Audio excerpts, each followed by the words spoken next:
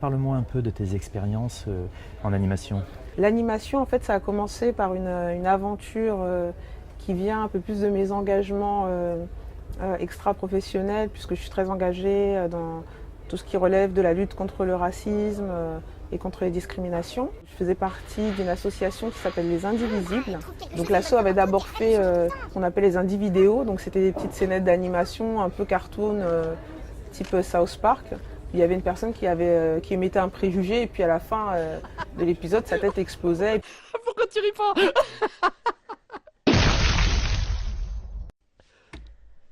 En effet, une vraie boucherie. Puis il y avait un petit message informatif, avoir ce type de préjugé, votre tête ne va pas exploser, mais vous aurez juste l'air très con. Enfin, c'était des choses un peu comme ça. On a finalement, avec ma structure, signé un contrat de coproduction pour aller vers un format de série animée qu'on appelait Et toi t'es quoi, qui a été retenu par France Télévisions dans le cadre d'un appel à projet qu'ils avaient lancé, qui s'appelait Les Journées de la Création et qui nous a permis de rencontrer l'équipe jeunesse de France Télévisions qui ont bien aimé le projet et qui nous ont retenus pour avancer avec eux dans le cadre d'une convention de développement. Par cette occasion-là, je me suis retrouvée à monter un petit studio d'animation. En fait, on a loué un local en face de mes bureaux. On a aménagé pour accueillir l'équipe, le réalisateur et son équipe d'animateurs. Pour les pilotes, l'équipe a été en immersion pendant 3 mois. Et à l'issue de ça, on a sorti 4 pilotes de 3 minutes chacun. L'animation, la technique qu'on a utilisée, c'était 2D, flash. Non, c'est peut-être un peu agressif. Un antivol. Ah, le bleu, c'est la couleur préférée des Français. Un dossier sur le réchauffement climatique. On n'aime pas sentir les sous de bras. Son auto préféré s'appelle Jean. On m'a fait 23% des Français aiment le show de la musique. Et finalement, cette aventure de monter comme ça un studio, est-ce que ça s'est bien passé? Est-ce que c'est une aventure que tu referais?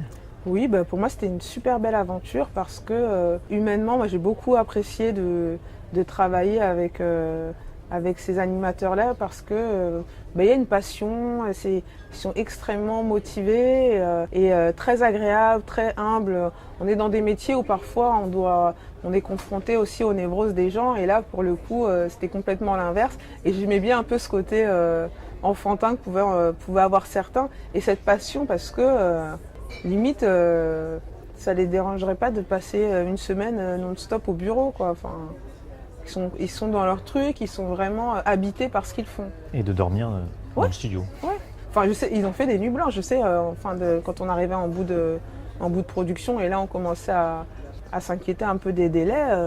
Après, ils prennent leur temps. Enfin, ça compense. Je dirais qu'au début, voilà, ils ont un peu pris leur temps, c'était à la cool et tout, mais à la fin, ils se posent même pas la question, quoi. C'est, je sais pas, il y a un esprit d'équipe, une solidarité et une espèce de conscience de quelque chose de collectif. Et ouais, c'était hyper agréable. Je vais revenir juste par rapport à la série. Quelque part, pourquoi le choix de l'animation? Est-ce que, indépendamment de la forme, le parti pris artistique, est-ce que le choix de l'animation avait du sens? Oui, ça avait du sens parce que c'est un peu ce côté South Park, c'est-à-dire qu'on part avec des codes qui a priori sont enfantins, qu'on va détourner dans le souci de provoquer, d'interpeller, d'amuser. Il n'y a pas de limite dans l'animation. Tout est permis, tout est possible.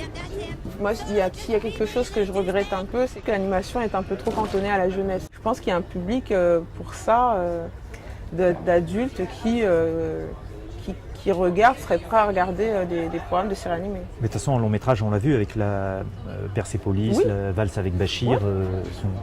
On a vu que du coup l'animation... Les triplettes de Belleville. Exactement, ont pu toucher un public adulte et traiter de sujets très forts.